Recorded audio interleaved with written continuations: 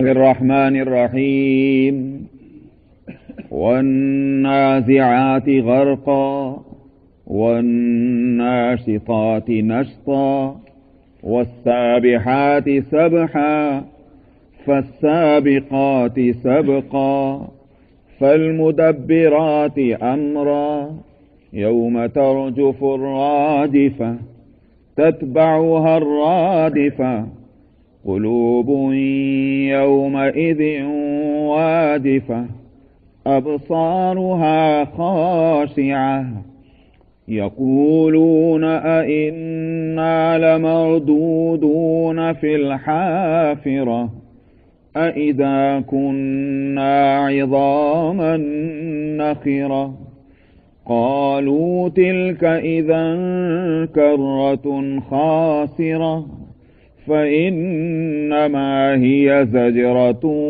واحدة فإذا هم بالساهرة هل أتاك حديث موسى إذ ناداه ربه بالواد المقدس طوى اذهب إلى فرعون إنه طغى فقل هل لك إلى أن تزكى وأهديك إلى ربك فتخشى فأراه الآية الكبرى فكذب وعصى ثم أدبر يسعى فحشر فنادى فقال أنا ربكم الأعلى فأخذه الله نكال الآخرة والأولى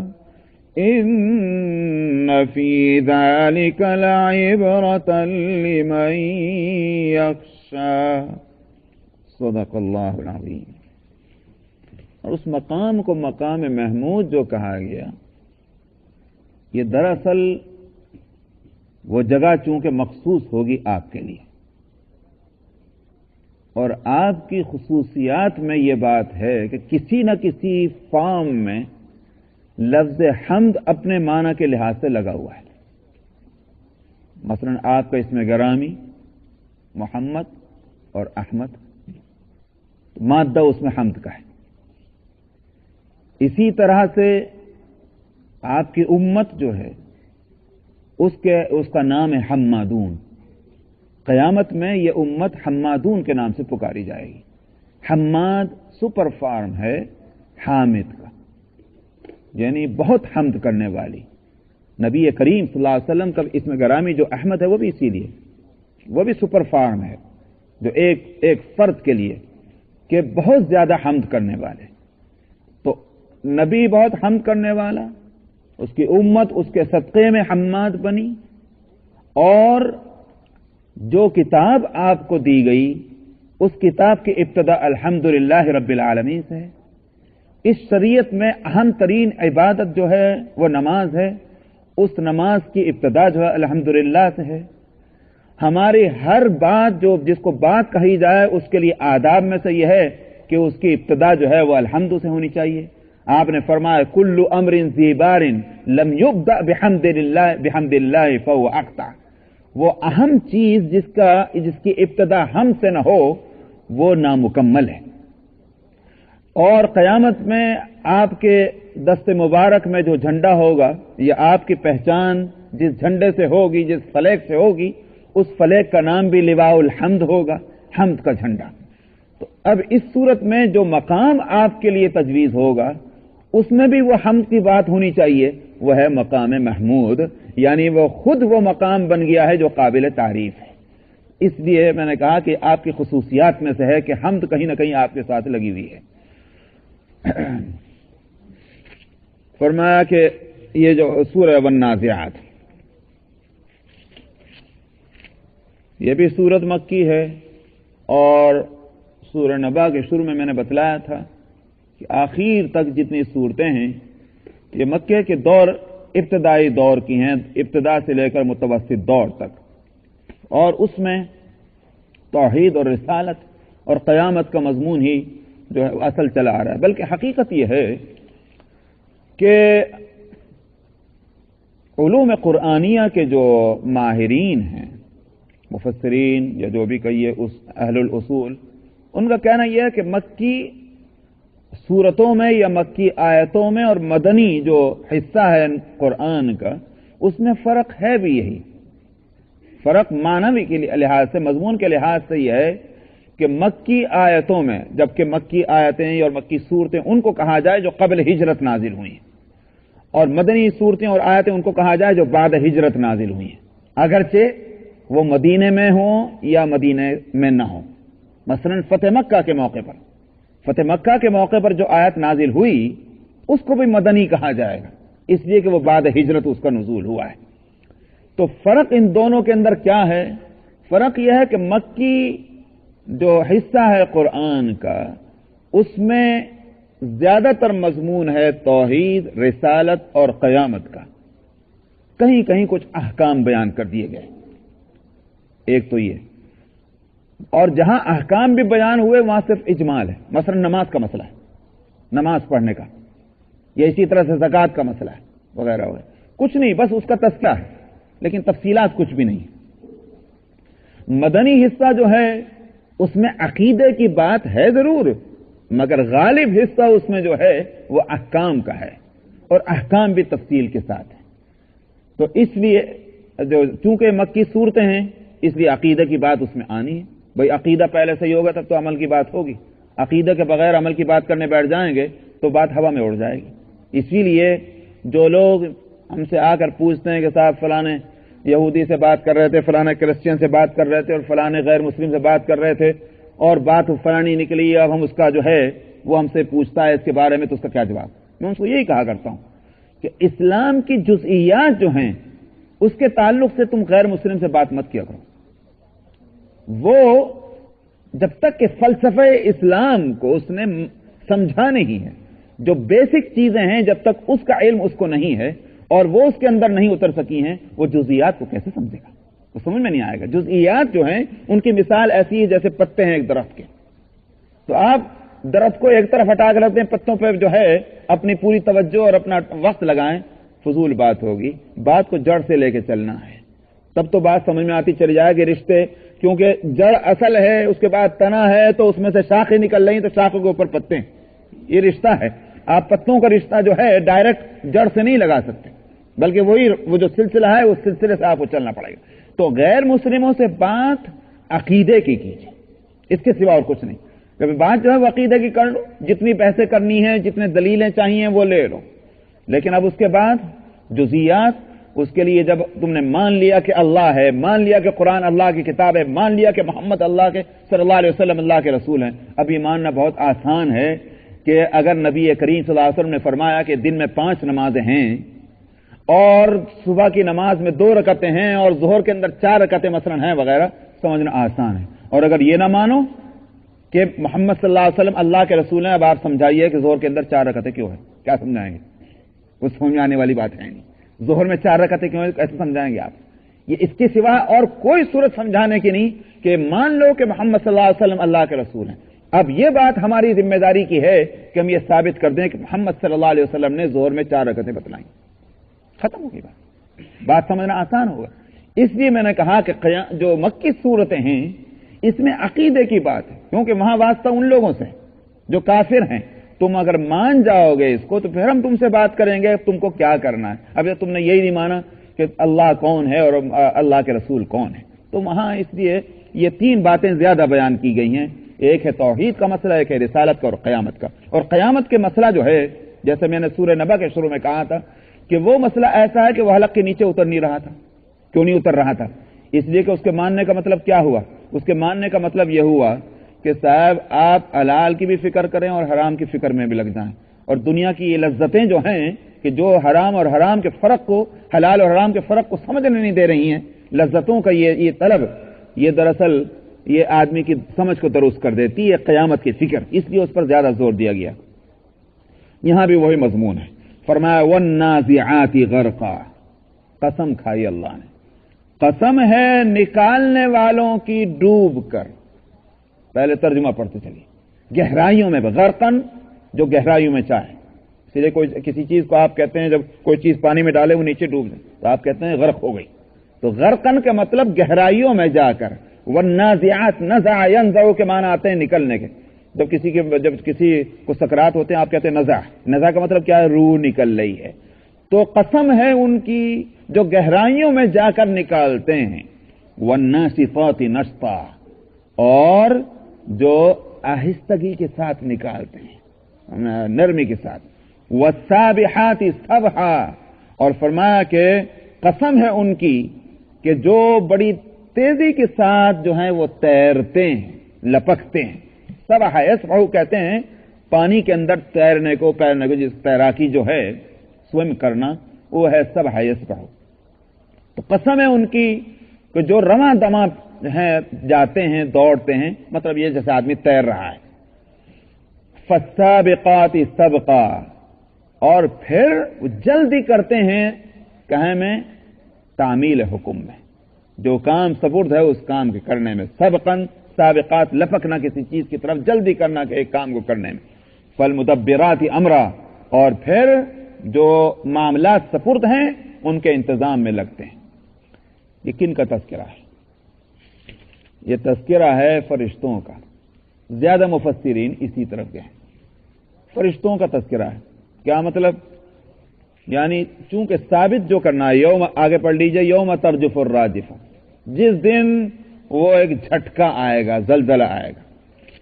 یہاں بتانا یہ ہے کہ تم قیامت کو نہیں مان رہے مر کر دوبارہ زندہ ہونے کو نہیں مان رہے لیکن یہ مانتے ہو کہ آدمی مرتا ہے. کیسے مرتا ہے؟ فرشتہ آتا ہے اپنے سے نہیں آتا بھیجا ہوا آتا ہے. ٹال مٹول نہیں کرتا بلکہ تیزی سے آتا ہے. کیوں آتا ہے؟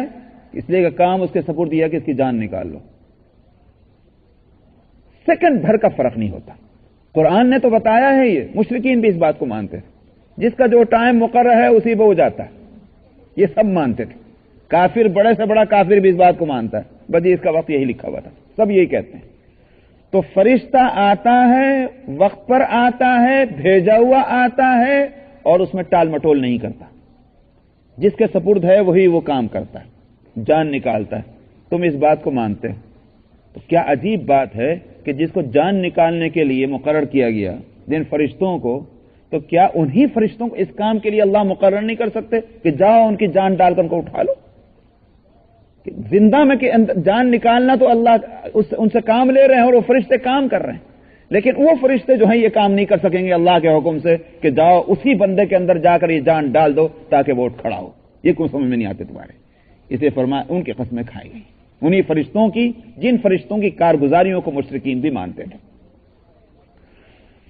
فرمایا یوم ترجف الراجفہ جب ایک زور کا ایک جھٹکا آئے گا. تتبعها الرادفہ پہلا جھٹکا ہوگا اور اس کے بعد ساتھ میں لگا ہوا دوسرا جھٹکا بھی ہوگا. اس سے مراد ہے پہلا سور اور دوسرا سور. پہلا سور تو کیوں پھونکا جائے گا؟ ساری دنیا ختم. اذا الشمس كورت واذا النجوم انكدرت اور واذا الجبال سيرت واذا سب کچھ ختم. دوسرا سور کیوں پھونکا جائے گا؟ کہ ایک نئی دنیا بنائی جائے نئی دنیا بسائی جائے. وہ ہے دوسرا سور یعنی جس کو قیامت اور محشر جو ہے وہ برپا کرنے کے لیے دوسرا سور پھونکا جائے گا. تو اس لیے فرمایا تتبعها الرادفہ. ردیف قافیے کے پیچھے جو لفظ ہوتا ہے اس کو ردیف کہتے ہیں. کیوں حضرت ایسے ہی نا قافیے کے پیچھے جو لفظ ہوتا ہے شعر میں اس کو ردیف کہتے ہیں. تو پہلے سور کے ساتھ ہی لگا ہوا دوسرا سور ہے کہ پہلے دنیا ختم کر دی جائے گی پھر سے نئی دنیا بنائی جائے گی. قلوب یومئذ واجفہ اس دن دل کانپ رہے ہوں گے. کیوں کانپ رہے ہوں گے؟ سردی تھوڑی لگ رہی ہوگی. ڈر کی وجہ سے کانپ رہے ہوں گے.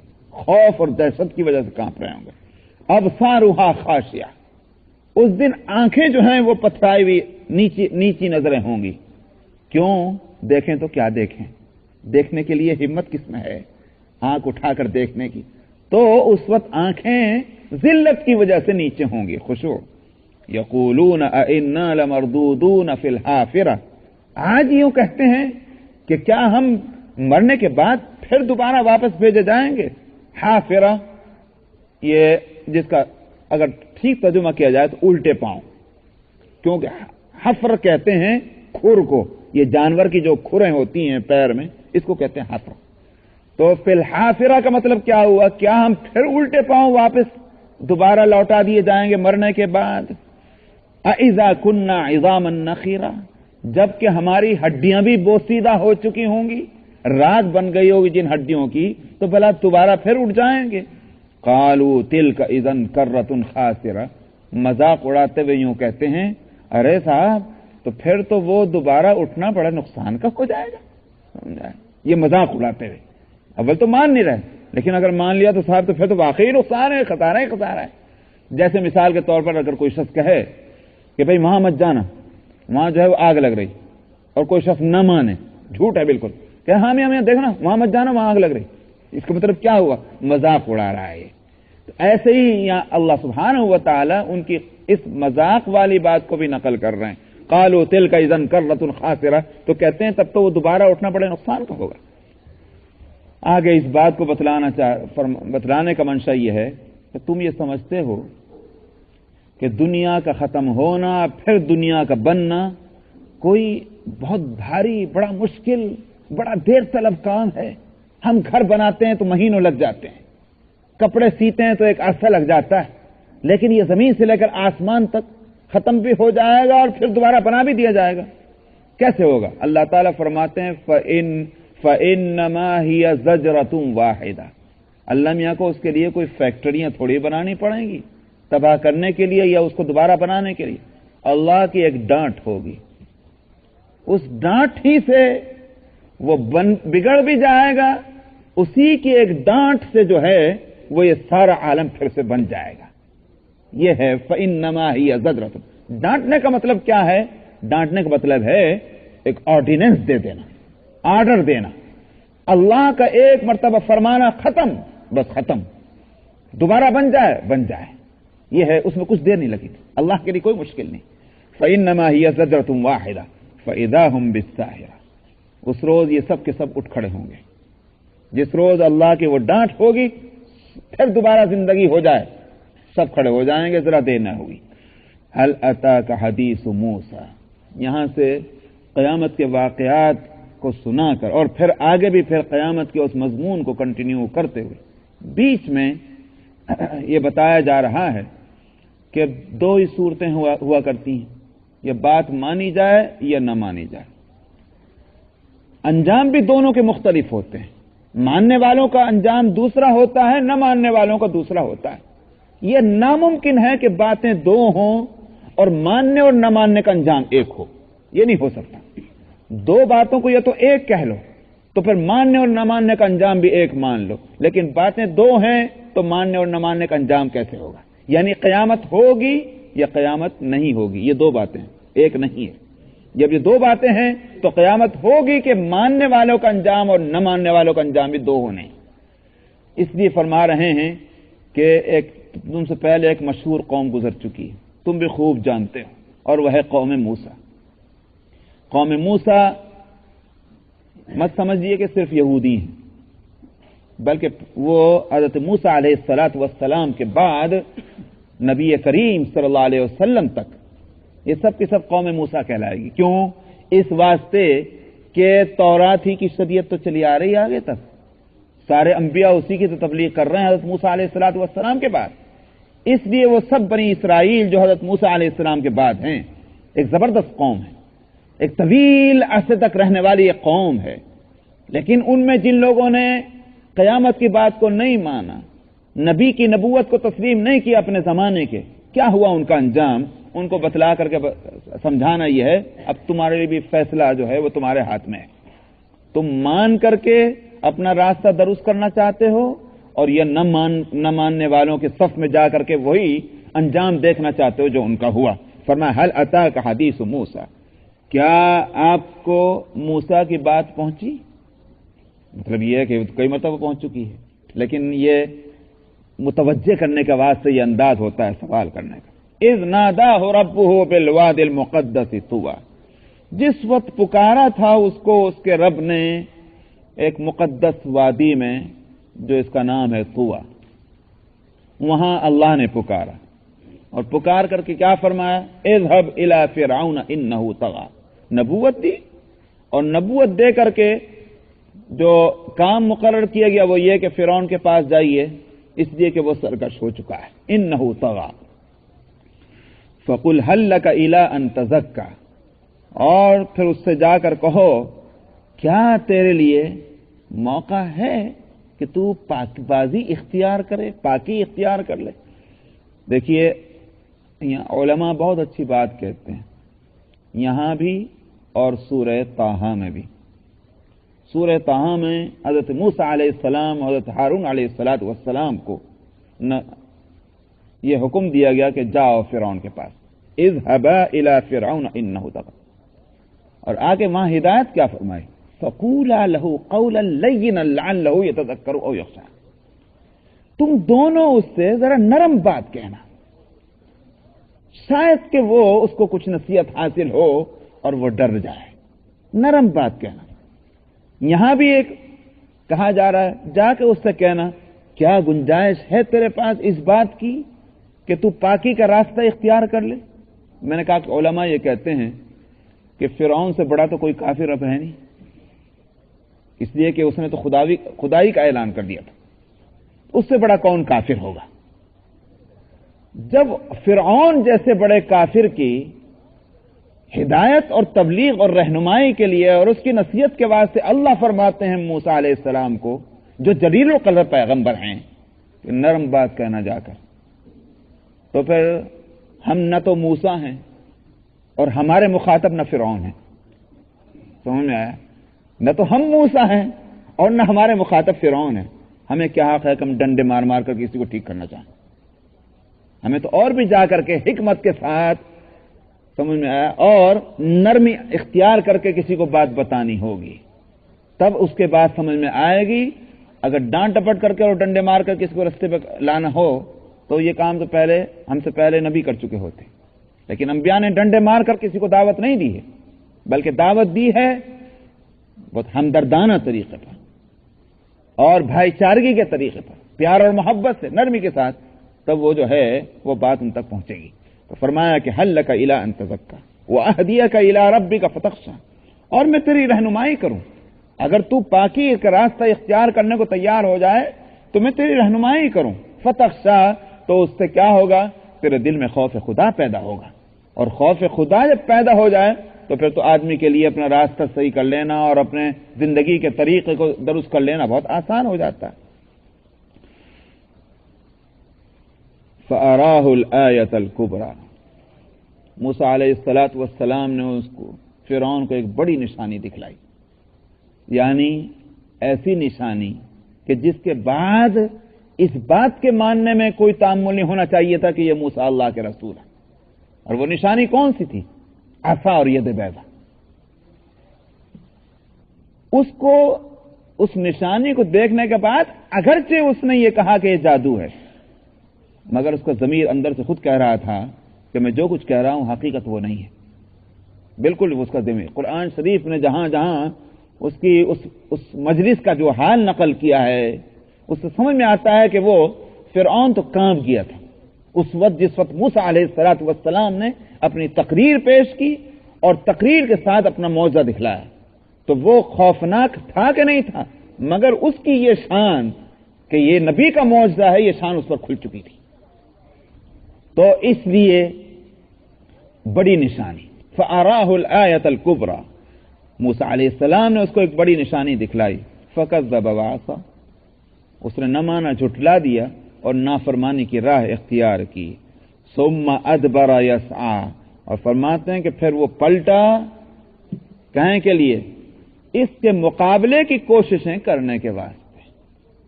تو معلوم ہوا دو باتیں ہیں، ایک تو یہ کہ اگر بات کسی کے سمجھ میں نہیں آ رہی، نہیں مان رہا، غلط بات ہے. صحیح بات کو نہ ماننا بے شک غلط بات ہے، مگر اس سے زیادہ خطرناک بات کیا ہے؟ صحیح بات کو نہ ماننا اور نہ مان کر صحیح بات کے مقابلے پہ کھڑے ہو جانا، مومنٹ چلانا، اس کا مقابلہ کرنا، اس کو آگے نہ چلنے دینا، یہ جو ایک طریقہ کار ہے یہ خطرناک ہے، ناقابل معافی ہے۔ اللہ سبحانہ و تعالیٰ کی یہاں سب سے بڑی گرفت اسی کی۔ بھائی تمہارے اگر نہیں سمجھ میں آیا تم اپنے گھر بیٹھو، مگر جو سمجھانا چاہتے ہیں ان کا راستہ کیوں تم روکتے ہو، اس کے مقابلے پہ کیوں کھڑے ہوتے ہو؟ اور یہ جو جہاد ہے وہ جہاد کا مطلب بھی وہی ہے۔ سمجھ میں آیا؟ انبیاء علیہم الصلاۃ والسلام نے یہ جو کچھ طاقت استعمال کی جہاں بھی کی، وہ یاد رکھیے دین پھیلانے کے لیے نہیں کی، دین کے لیے تو نرمی کی راہ اختیار کی، دین سے لا اکراہ فی الدین، دین کے پہنچانے پر تو کوئی زبردستی کی نہیں کی جا سکتی۔ لیکن پھر یہ تلوار اور نیزے کہاں استعمال ہوئے؟ وہ استعمال ہوئے اس وقت جس وقت ان سے کہا گیا کہ تم اس دین کو قبول کر لو، انہوں نے کہا نہیں قبول کرتے، کہ اچھا تو پھر ہمیں اپنے دین کو پھیلانے دو، کہ نہیں پھیلانے دیں گے۔ تب کہا گیا کہ اب یہ جو ہے یہ ضد کی بات ہے، تو ضد کا جواب جو ہے اس کے سوا اور کچھ نہیں کہ اس ضدی کو راستے سے ہٹا دیا جائے، ورنہ تو کام دنیا میں چل نہیں سکتا۔ یہ ہے وہ طاقت اور قوت کے استعمال کا موقع۔ تو دراصل راستے کے کانٹے کو ہٹانا ہے۔ اگر راستے میں کانٹے ہی نہ ہو تو پھر کیا ضرورت ہے کہ جھاڑو پھیریے؟ راستہ صاف ہے تو چلتے رہیے۔ تو جھاڑو تو جب ضرورت ہے جب راستہ صاف نہ ہو۔ یہ ہے وہ، اس لیے فرمایا کہ ثم ادبر یسعی، اس نے پھر پلٹا، کیوں؟ اس لیے کہ موسیٰ کے مقابلے میں کوشش کرنے کے بعد۔ میرے خیال سے میں نے پہلے ہی ختم کر دیا تھا، آگے ایک آیت زیادہ پڑھ دی، اس لیے یہیں روک دیتا ہوں انشاءاللہ آئندہ۔ مجھے شبہ ہوا تھا یہ پریئر ٹائم ٹیبل دیکھ کہ شاید آئندہ ہفتے پروگرام نہیں ہے، لیکن بتا رہے ہیں کہ آئندہ ہفتے تفسیر ہے نا، تو اس لیے کوئی کنفیوژن نہیں ہونا چاہیے۔ سورہ النازعات آیت نمبر 24۔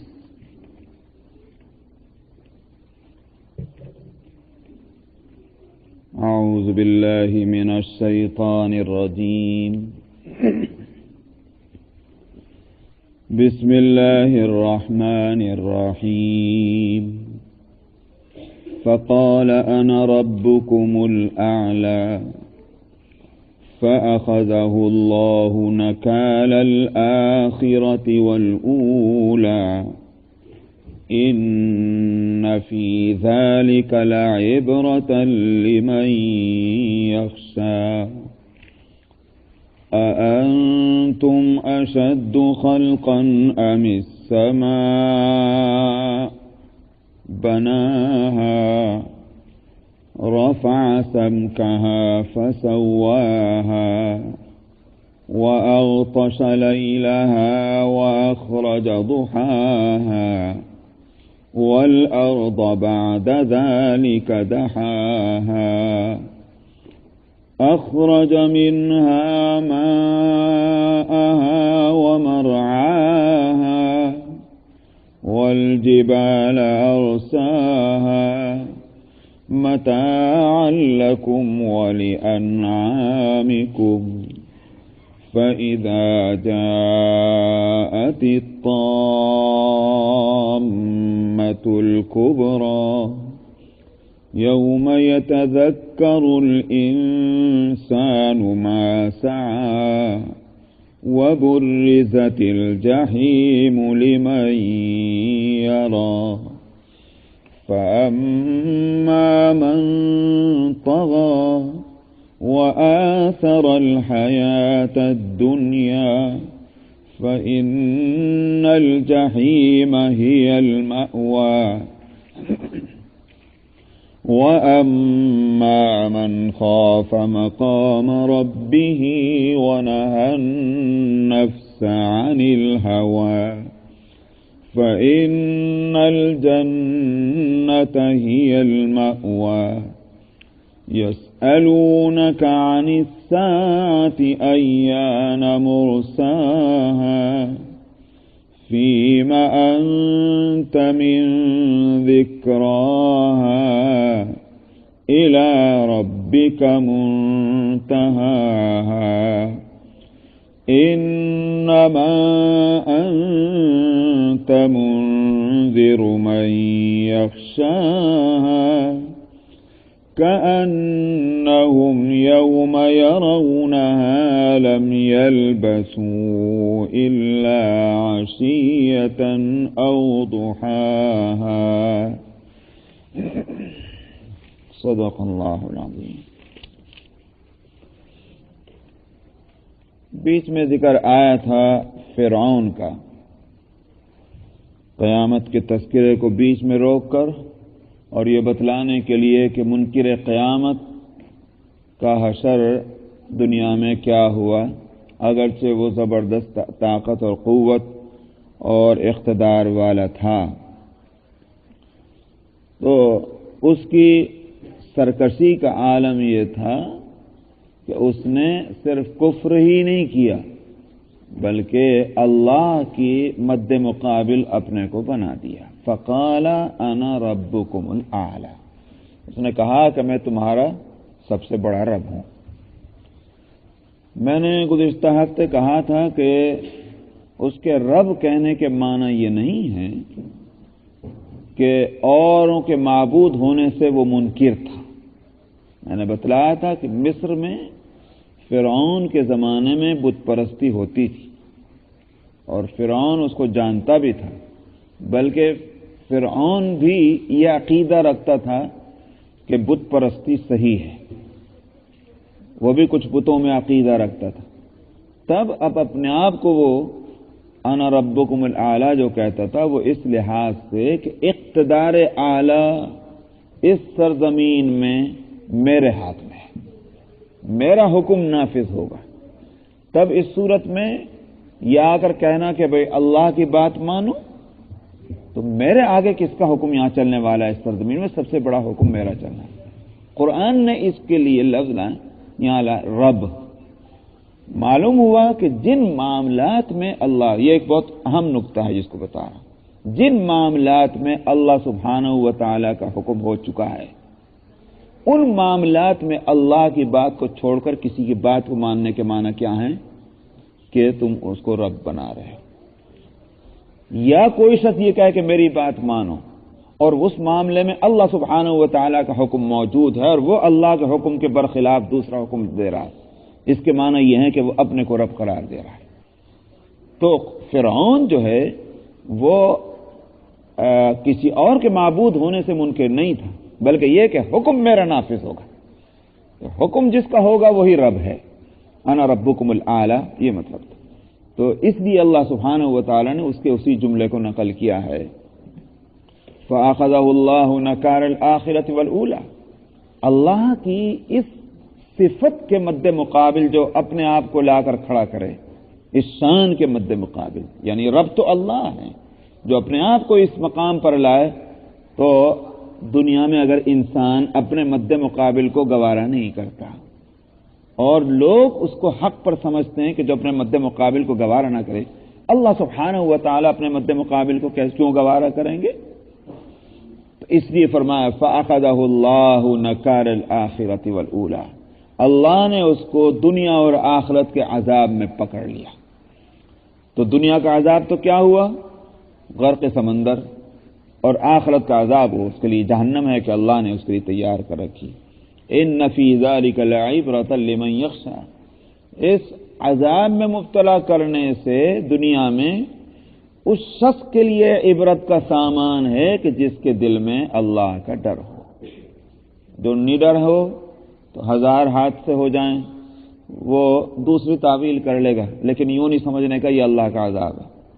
اسی لیے میں بار بار کہتا رہا ہوں کہ ہمارے آنکھوں کے سامنے کتنی تباہیاں ہیں، کتنی ہلاکتیں ہیں، مگر ہم قطعاً یہ سمجھنے کو